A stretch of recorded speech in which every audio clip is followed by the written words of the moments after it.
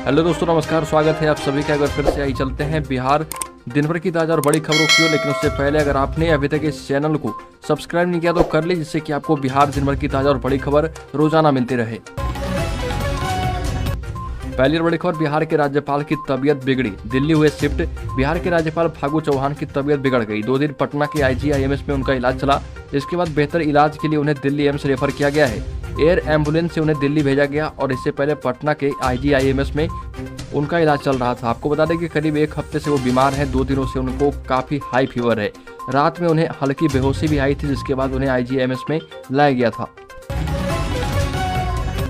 अगली खबर, चिराग पासवान ने विपक्षी एकता को बताया भानुमति का खूनवा। 2024 के लोकसभा चुनाव में नीतीश कुमार को प्रधानमंत्री पद का उम्मीदवार बनाने के लिए जदयू के नेता अभियान चला रहे। राजद सुप्रीमो भी इस बात पर अपनी हामी भर चुके हैं। नीतीश कुमार दिल्ली जाकर विपक्ष के नेताओं को एकजुट करने में लगे हैं। इसे लेकर लोक जनशक्ति पार्टी के मुखिया और जमुई सांसद चिराग पासवान ने एक बार फिर से मुख्यमंत्री पर तंज कसा। चिराग पासवान ने नीतीश कुमार पर कटाक्ष करते हुए कहा कि बिहार में अपराध बढ़ा हुआ है। अपराध पर लगाम लगाने और अपराधियों को पकड़ने के बजाय वो दिल्ली के दरबार में अपनी हाजिरी लगा रहे, ताकि किसी भी तरह वो प्रधानमंत्री पद के दावेदार बन जाए। अगली खबर, मुख्यमंत्री नीतीश कुमार विशेष सर्वे कार्य की समीक्षा की। मुख्यमंत्री नीतीश कुमार ने प्रभारी सचिवों, जिलाधिकारियों और वरीय अधिकारियों को जमीन सर्वेक्षण कार्य की प्रगति की नियमित समीक्षा और मॉनिटरिंग करने का निर्देश दिया।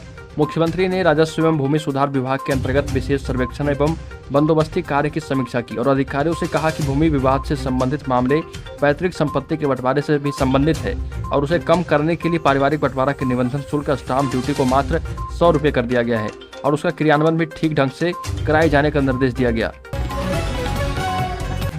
अगली खबर, बिहार के पूर्णिया जिले में गृह मंत्री अमित शाह की रैली हुई। इसको लेकर अररिया, किशनगंज, कटिहार, पूर्णिया, सहरसा, मधेपुरा, सुपौल, भागलपुर, 12 जिलों के लगभग 700 कार्यकर्ता 7 दिनों से 24 घंटे लगातार काम कर रहे थे। इसके साथ ही अमित शाह के रैली वाले स्थान इंदिरा गांधी स्टेडियम को सजाने के लिए लगभग 130 मजदूर लगातार काम कर रहे थे। रैली को सफल बनाने के लिए लगभग 8 करोड़ रुपए खर्च किए गए और लगभग 1.5 लाख लोगों के आने का अनुमान इसमें लगाया गया था, जो कि पहुंचे भी। अगली खबर, बिहार में फिर से जहरीली शराब कांड। छपरा में एक की मौत, एक की आंख की रोशनी भी गई। बिहार के सारण जिले में एक बार फिर से जहरीली शराब कांड होने का अंदेशा है। जिले के मढ़ौरा थाना क्षेत्र के छोटा नौतन गांव में एक आदमी की सुबह में संदेहास्पद स्थिति में मौत हो गई। बताया जाता है कि मृत व्यक्ति शराब बेचने का काम करता था। आंख की रोशनी खोने वाले व्यक्ति के स्वजन भी बता रहे हैं कि दोनों ने महुआ वाली देसी शराब पी थी। प्राप्त जानकारी के मुताबिक छोटा नौतन के त्रिभुवन राउत की मौत संदेहास्पद स्थिति में हो गई। बगल के गांव कर्णपुरा निवासी रूपन मांझी के पुत्र योगेंद्र मांझी की आंख की रोशनी भी चली गई।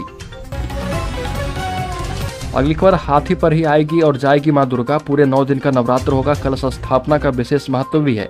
मां दुर्गा की उपासना का महापर्व शारदीय नवरात्र 26 सितंबर आश्विन शुक्ल प्रतिपदा सोमवार को ग्रह गोचरों के शुभ संयोग में कलश स्थापना के साथ आरंभ होगा। इस बार शारदीय नवरात्रि सोमवार के दिन शुरू होने के कारण माता का वाहन हाथी होगा।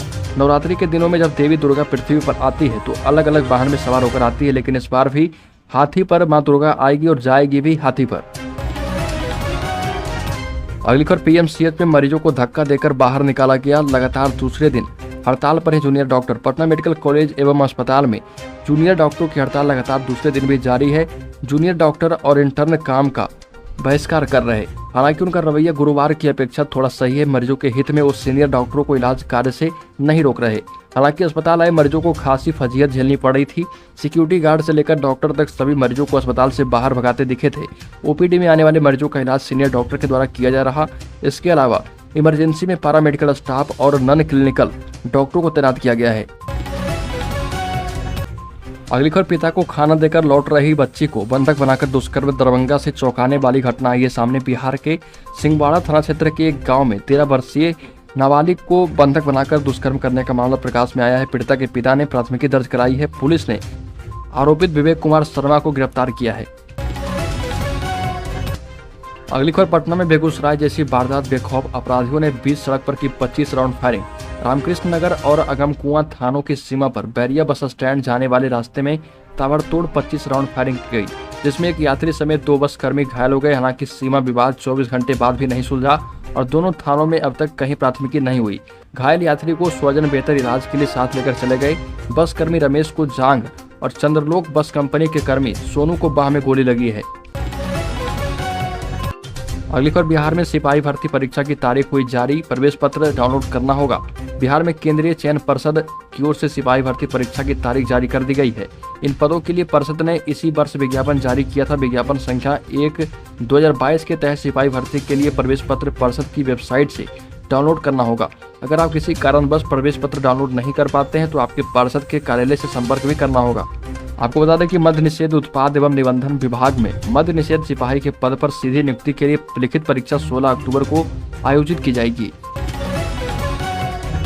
अगली खबर, बिहार राज्य संविदा कर्मी महासंघ के प्रदेश प्रवक्ता एवं मुंगेर प्रमंडलीय प्रभारी आचार्य राकेश कुमार शास्त्री ने सामाजिक न्याय पखवाड़ा कार्यक्रम के तहत जिले के आला अधिकारियों के साथ समीक्षात्मक बैठक में भाग लिया और केंद्रीय ऊर्जा मंत्री आर.के. सिंह से औपचारिक मुलाकात कर बिहार राज्य संविदा कर्मी महासंघ की तरफ से बिहार सरकार के अधीन राज्य अथवा केंद्रीय प्रायोजित लोक कल्याणकारी योजनाओं के निष्पादन के लिए ग्रामीण विकास विभाग, पंचायती राज, स्वास्थ्य, समाज कल्याण, ऊर्जा एवं कृषि विभाग सहित अन्य 44 विभागों में करीब 11 लाख अल्प मानदेय पर कार्यरत संविदा आउटसोर्सिंग एवं अवर्गीकृत कर्मियों की सेवा स्थायीकरण करने एवं वेतनमान दिलाने के लिए वार्तालाप किया और इस बाबत उन्हें एक ज्ञापन भी सौंपा गया है। अगली खबर, झारखंड की तर्ज पर नई पेंशन के बदले पुरानी पेंशन योजना बिहार सरकार बहाल करे। राष्ट्रीय पुरानी पेंशन बहाली संयुक्त मोर्चा छपरा इकाई की बैठक में पदाधिकारियों ने सरकार से ये मांग रखी। अध्यक्षता रविचंद्र गुप्ता ने की। मुख्य अतिथि कनौजिया विनोद, वरिष्ठ राष्ट्रीय उपाध्यक्ष शिव नारायण ठाकुर, उपाध्यक्ष इनामुल हक कुमारी अंजू, मनकेश्वर राम, संजीव कुमार यादव, श्री पवन कुमार महतो, सुजीत कुमार आदि ने विचार रखा और आगे की रणनीति पर चर्चा की गई। अगली खबर, तेजस्वी यादव 2025 में बनेंगे बिहार के मुख्यमंत्री, शिवानंद तिवारी का बड़ा बयान।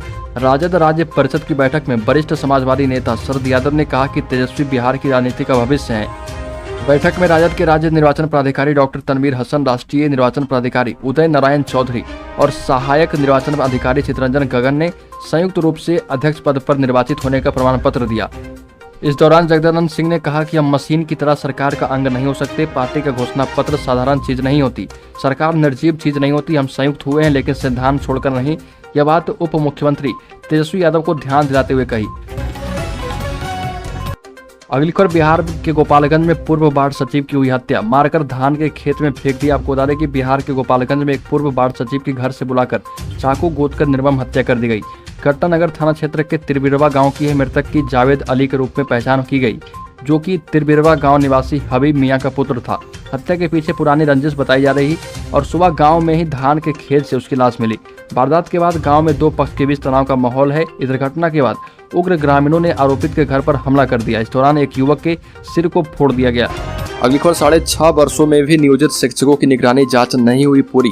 शिक्षकों के नियोजन में गड़बड़ी का सिलसिला पिछले कई वर्षों से चला रहा है। हाल के दिनों में शिक्षक बहाली में फर्जीवाड़े की बात सामने आई थी। फर्जीवाड़े की बात जब सामने आई तो निगरानी को इस पूरे प्रकरण की जांच की जवाबदेही सौंपी गई। पिछले 6.5 वर्षों में जिले के नियोजित शिक्षकों की निगरानी जांच अब तक पूरी नहीं हो पाई।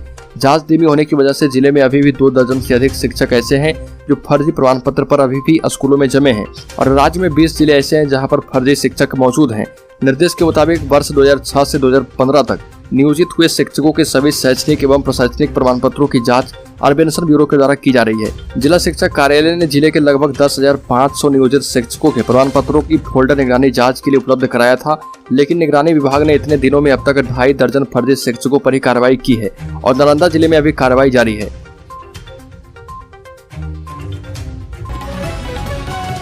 अगली खबर, शिक्षकों का तबादला, शिक्षक नियुक्ति के पेच में फंसा। 2 साल से तबादला का इंतजार कर रहे 3.25 लाख से अधिक स्कूली शिक्षकों का तबादला शिक्षक नियुक्ति के पेच में फंस गया है। प्रारंभिक से लेकर उच्च माध्यमिक स्कूलों में रिक्त पदों पर शिक्षकों की बहाली की शिक्षा विभाग की तैयारी के कारण तबादला फिलहाल फंस गया है। अब 7वें चरण की शिक्षक बहाली पूरा होने के बाद ही तबादला होगा, यानी अगले साल जून के पहले तबादला होने की संभावना नगण्य है। 7वें चरण में प्रारंभिक स्कूलों में लगभग 1 लाख शिक्षकों की बहाली की रिक्ति आएगी। उच्च और उच्चतर माध्यमिक स्कूलों में 75 से 80 हजार शिक्षकों की बहाली के लिए वैकेंसी आएगी। दूसरे जिले में नियोजित शिक्षक पिछले 2 साल से तबादला के लिए सरकार से आग्रह कर रहे शिक्षकों के तबादला का मामला विधानमंडल में भी उठता रहा है।